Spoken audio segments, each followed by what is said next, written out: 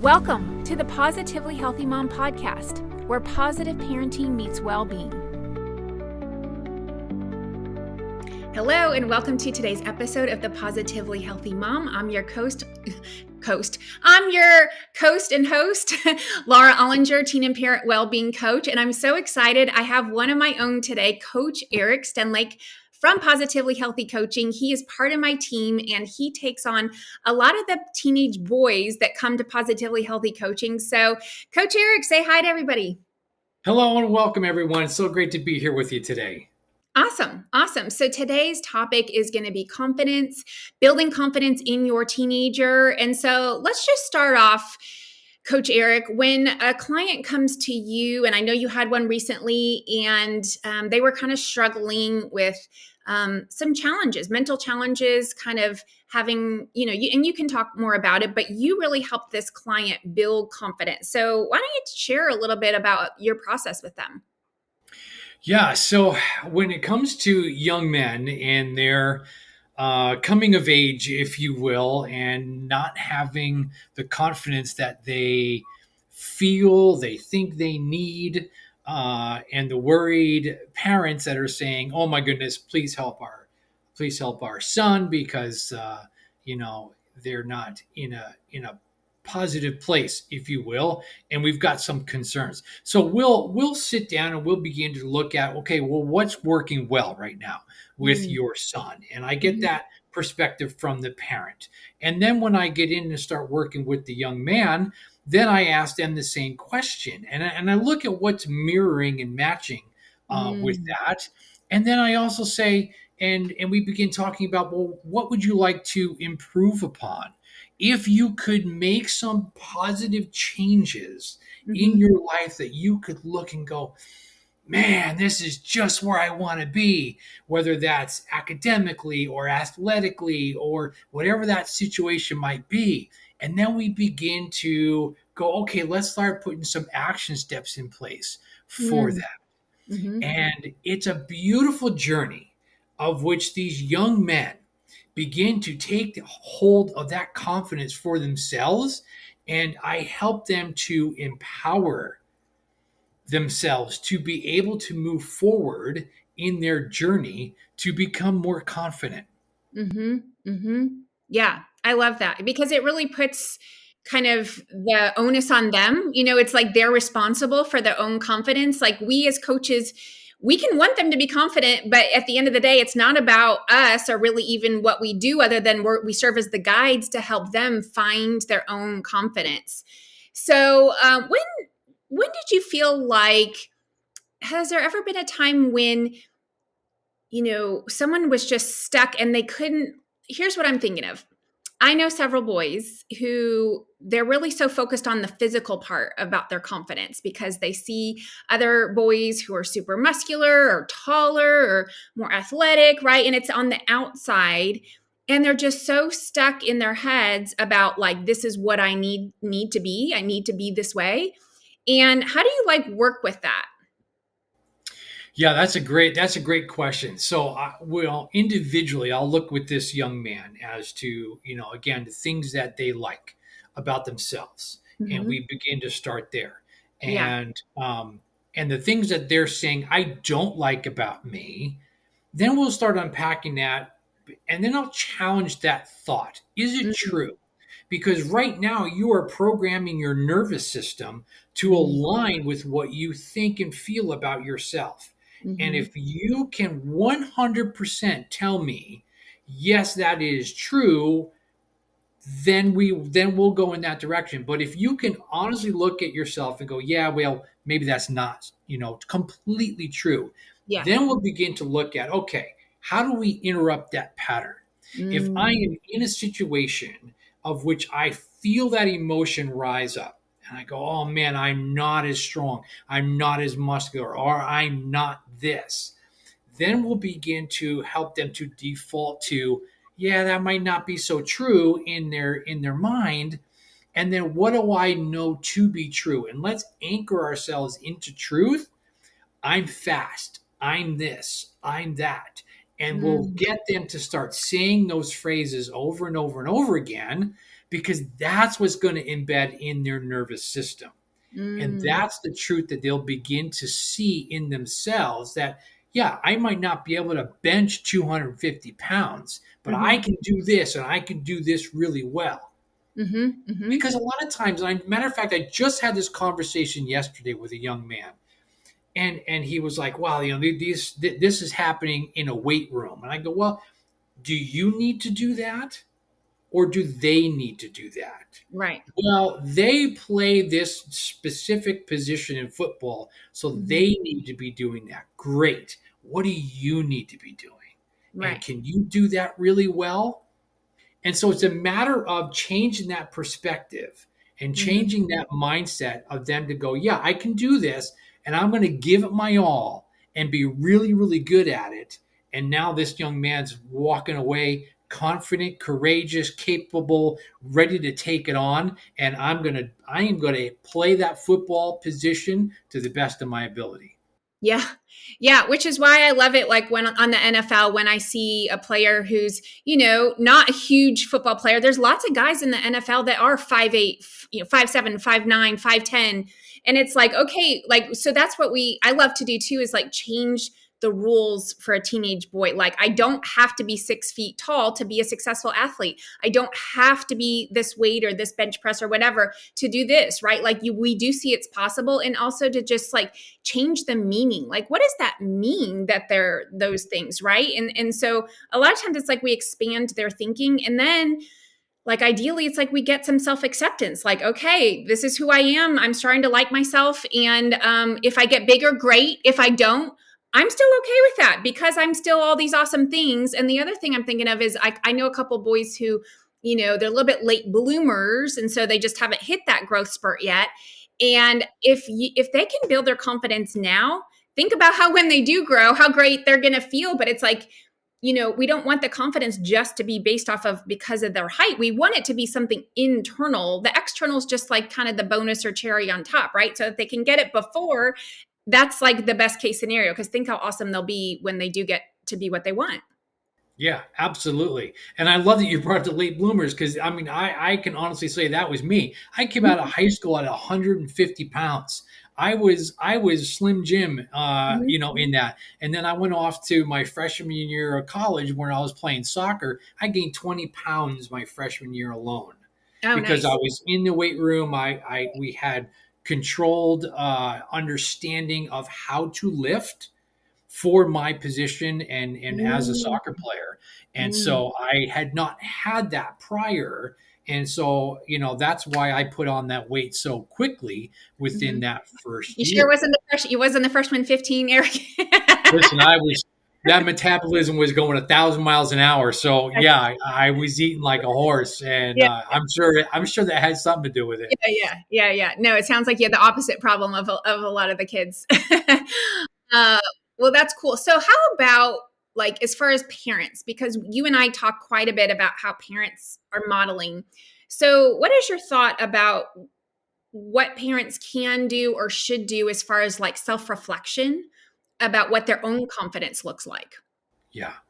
Yeah, I think that is such a key area because I know as myself as a parent, I have 3 kids, and I've made some amazing discoveries working with my kids, and I've made some huge mistakes. And I think when I look back on that and what I've learned as a parent of all these years, Mhm. is to really approach a situation with some delicacy in terms of keeping them at the forefront of the conversation, not me. Mm, And I've learned to really look at my questioning as to what do they need? What do mhm, they need from me right now? If I have this concern, is it their concern? Are they concerned about the same thing I'm concerned, or is this a dad's overprotectiveness or concern that I have? Because as a parent, I'm going to be a provider, I'm going to be a protector, or I'm going to be a pathway for them. And mm, depending upon what they need, I can provide that for them. And mm, so when parents go, I'm so worried about my kid. Okay, are you a provider, a protector, or a pathway? and Mm-hmm. which one of those align to where your child needs to go. You know where they need to go, but do they understand that? Are they in alignment with that? Mm-hmm. And so Mm-hmm. sometimes we as parents need to step back a little bit and Yeah. say, okay, what matters most to you? And then you would tell me what you think and feel. Okay, great. What do you need from me in this? Mm-hmm. How can I best support you in that? Mm-hmm. Because here's a trap that we parents fall into, doing everything for them. Yeah. And if I do that, then my child is not going to be empowered to explore options, to make decisions for themselves, and to take action on what they need to do to be successful. Mm-hmm. And so I can unknowingly put up that barrier for their personal growth, which limits the amount of confidence they're able to build because they're relying on me to do it for them. Yeah. Totally. 100%. 100%. Yeah. And then what about like the idea of, is this yeah, and it's kind of like what you were saying, like, is this the parent that wants it or is the teen that wants it? So, like, for example, we want our kids to be confident, but my thought is that we also have to be okay when they're not, right? And not make them feel bad about it or make them feel shameful and say, you should be this way, you should be this way, right? Because babies are not, well, they might be born kind of confident babies, but once they get that self-awareness, and they start to feel the pressure of their social environment, like starting in like fourth, fifth grade, when, oh, people are watching me, they're judging me, whatever that is. um we can't just expect them to be perfect. We have to expect that it's a process, and we have to expect that they are going to make mistakes along the way, and be okay with that and not make them feel bad about that. What do you think? Yeah, totally, totally. So here's where I think I mentioned a minute ago about the curiousness from a parent perspective. Okay, Mhm. so what happened in this, and getting them to divulge what transpired that drove that result to come about. And are you happy with that result? Are you satisfied with that result? Is there Mhm. something different that you were going for in that? Are you comfortable in trying again? If you are, what will you do differently to Mm. change your outcome? How Mhm. might that affect how you approach it this time from last time? Mhm. And Mhm. then again, going into, okay, what do you need from me? Do you need me to support you? Do you need me to link arms with you? Do you need me to clear the path on anything for you? I'm a provider, protector, or pathway. So, Mhm. what do you need from me? How can I best support you?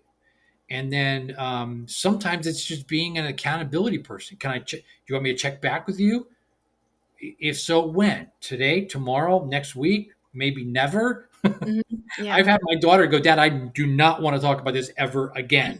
I got this. Yeah. Yeah. Right? And so what is that telling me? She's Mhm. confident to go and do it for herself. And then Mm. I don't have any expectations on if they're going to do it perfect, which you just said a minute ago, which is awesome. If I take away those expectations and allow them to try, even if it's a little step, they're going to try until they master what it is they're going after.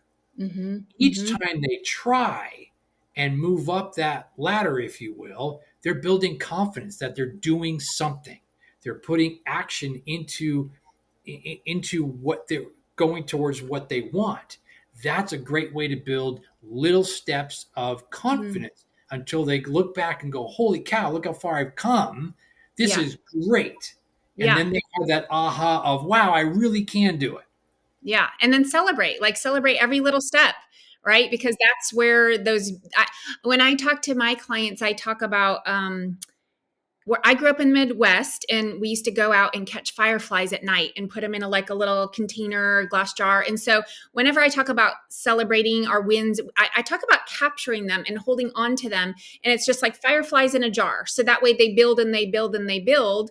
And, it just, it feels like there's a lot, even if it's just small things in there, right? Like it's just a bunch of small things, but that's how we build things. We can't just expect, Rome wasn't built in a day type of thing. So what else? Like, what are your other thoughts as far as if you do have, because I see tons and tons and tons of social anxiety. And so that's like where I specialize in, like, building confidence, especially with teenage girls. And you kind of handle more the guy side. What do you think as far as building tools with them, like teaching them tools? And I know we've talked about kind of like being curious, kind of accepting them for where they are, not making them feel bad about it.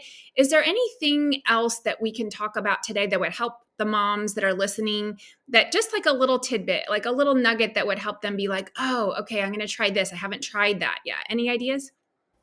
Yeah, I would say encourage your child to slow down a little bit and Mm, think through the process, mm, because kids are going 1,000 miles an hour, yeah. and attention spans are super short, Mm-hmm. and their life is like a scrolling, that has taken a huge piece of their identity. And so how quickly they're thinking, going from one thing to the next, they're really not in planning Mm-hmm. stages through the Mm-hmm. process. And so I would encourage you parents to help your child to slow down a little bit and Mm, think through the process mm-hmm. and look at the outcome, where they are, and then what steps might they begin to take to get there, I and love help that. them work through that process together. Not Mhm. only is it going to help you guys bond, but it's going to help give them the tools on completion. It's going to give them that Mhm. opportunity to do little things along the way.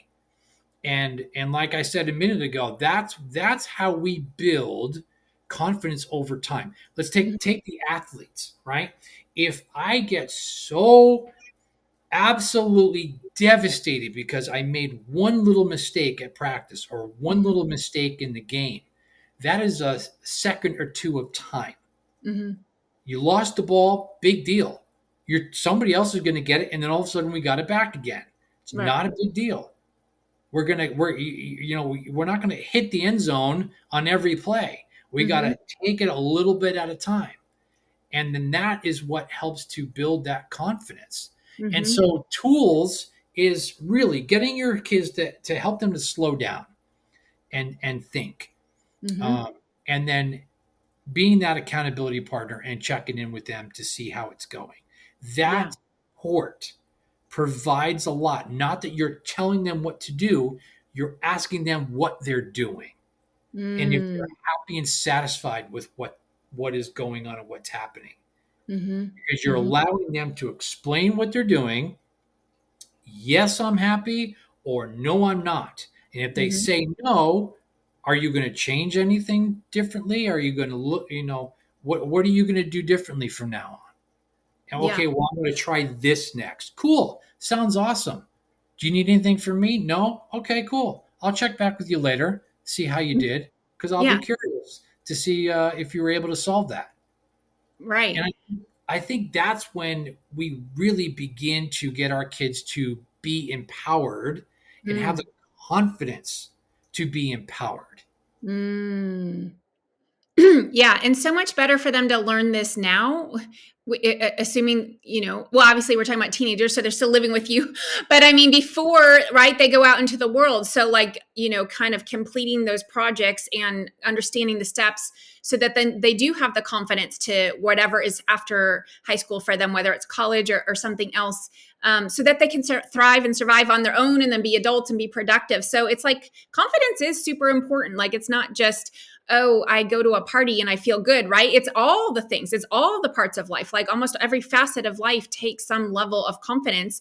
And the one thing I was thinking of too is also just like how the parents model confidence. So, um, even from the women's perspective, like women talking about their bodies, there's lots of moms, that even though we know so much better now, they're still kind of like how to habit kind of trash talking themselves in front of their kids. So kind of like having that awareness with that, and then having the awareness, that self-awareness of whether a mom or dad is going into any, whether it's an outward environment or inward environment, but just like how they're portraying their own confidence. So, I can think of examples where parents are, I just gave one, but I'm sure you have one where parents are kind of beating themselves up, or they're nervous or worried about something. And so it's like, how can we have that reflection, but then have some resilience? So even if we did like accidentally say something, oh, what if we say, oh, I'm being so hard on myself today, right? Like if we say it, like we recognized, oh, we said something that we shouldn't have said, now we say it. Or, I don't know, what examples come to your head? Yeah, I definitely will do this naturally and also intentionally. Yeah. Whereas something will happen, I will say something. Oh my gosh, I'm so stupid. That was so dumb. I can't believe I Yeah. did that. I'm such an idiot. Mm-hmm. And then and then out loud, I'll say, "Is that true?" Mm, No, it's not. Don't be such a goofball. You yeah. just need to do this. And they're little sponges, so they're gonna hear and gonna listen. If Yeah. I do something or say something to my kids, I will go back and apologize. Say, hey, you know what? A little bit ago, I said something and it's not sitting right with me. I just want Mm, to apologize because I don't know if that hurt your feelings at all. yeah. That's not really what I meant. I was super frustrated, and so I said that outright, but I just want you to know that wasn't directed at you. I'm Mm-hmm. frustrated about something with me today, so I just want to clear that up, and just so you know, I'm not mad at you. Yeah. Great way for them to see our vulnerability, to see us taking charge of our emotions and feelings, to be in a place where we're building confidence within us that I can keep going and keep trying, even if I make a mistake and I fail. Mm-hmm. Mm-hmm. Yeah, I really like that. And then also, while we're at it, like what if we redefine what confidence even is, right? And so what if, everybody thinks confidence is like, oh, I think I'm amazing all the time in every situation, in every scenario. It's like, no, that's not really what confidence is. Like what confidence is, in my opinion, and then I'll get your opinion, is mm, almost even the opposite, like going into a situation that we think is going to be hard and being okay with where we're at, kind of like that level of self-acceptance. Like, for the teen boy who hasn't grown yet, I'm okay that I'm 5 feet tall. I'm okay with this, right? Like kind of being, I'm okay with this, instead of saying I have to be this, right? um I remember, and here's why I was thinking of like all examples. And I told my daughter recently, because she said, oh, I'm so afraid of that person. And I said, well, I'm not afraid of anybody, and just kind of silly. And she's like, you're not? No. And then kind of some time went by, and I said something. I was going to meet somebody, and I'm like, man, I'm so nervous to go meet this person. And she called me out on it. And she goes, I thought you're not afraid of anybody. That's great. Like, I did say that, you're right. And here's the difference is I am nervous to meet this person. It's a really big deal that I'm about to meet this person. And I know that I'm going to be okay. And I know that I can do it. And I believe in myself. And I can get through this situation. Right. So it's like, it's not that it has to be perfect. It's just that we are okay with that. What do you think? Yeah. Yeah, absolutely. I think my both all three of my kids have experienced that. Mm, They've gotten into a situation where they didn't think it was what they expected, hoped mm-hmm, for. We're talking about employment. My daughter texted me and she's like, "This job is not going to work out for me." mm, And I'm like, okay, well, what's not working out for you? And I wanted her mm, to define that. So she said that, and this was over text, and she's like, this isn't gonna this. I don't like this and this and this and this and this. Is there something that you don't like, or this isn't acceptable to you? Because there's a mm, big difference. And she's mm-hmm, like, no, this isn't acceptable. Okay, mm, so if you're not going to accept that because you've got a manager that's doing this or a supervisor that's doing this, and that makes you uncomfortable, I totally get that and support you. If it's a mm, new task you're trying to do that you're having trouble with and you mm, just want to up and run from it, I'm going to encourage you to stay with it and ask for help.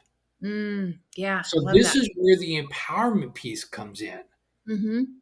right? Until Yeah. it gets to that place of which you are right. doesn't sound like it's a good fit for you. And I said, congratulations for figuring that out. Mm, awesome. Awesome. Good, great dad moment. Pat yourself on the back, Coach Eric. Love it. Love it. Okay. Well, I feel like we've done a great job. And is there anything else before we close out that you feel like we need to add? Because as we're talking, I always title my podcast episodes like during the episode, I'm thinking, ooh, this is what I'm going to call it. And I think this episode will be calling Redefining Confidence. I think that's what I want to do with this. So, kind of on that note, is there any other way you would think about as far as redefining confidence? Yeah, be patient, parents, with yourself Mm-hmm. and with your kids, and allow the time to process through the tools that we have said during this podcast, the Mm-hmm. process that we've said during this podcast. Don't expect to get it right because you're going to make mistakes. That's life. But just like you're going to make mistakes, so your kids are going to make mistakes. And the faster you can come to the realization and understanding of that, the faster you come together and then can build that confidence as individuals and as a family to tackle anything that comes your way. Mm, I think that was perfect because even just having the support of family in itself builds confidence, because if all else fails, at least you still have your family, right? Right. Like they're there to love, support you, and accept you. And our parents, we should be the safety net for our kids. Mhm. So I think that was beautifully said. Okay, so that being said, if anybody wants to hire Coach Eric as a coach for their son, or I mean, not that he's only boys and I'm only girls, I do boys as well, he does girls as well. But if you feel drawn to Coach Eric for your son, definitely DM me, Coach Eric. Reach out to me, and I will send you a link to his calendar so you can get a consultation discovery call with Coach Eric. So thank you so much for your time today, Coach Eric, and I will see you soon.